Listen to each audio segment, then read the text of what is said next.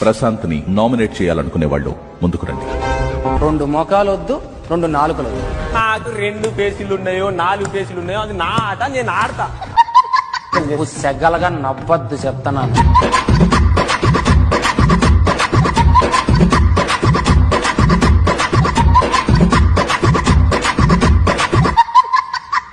DJ Harish from Hello.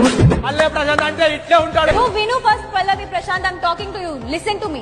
Pallavi, Prashant, Pallavi, Prashant. కానీ పిలిచినందుకు అట్లా. Listen to me. Okay అక్క.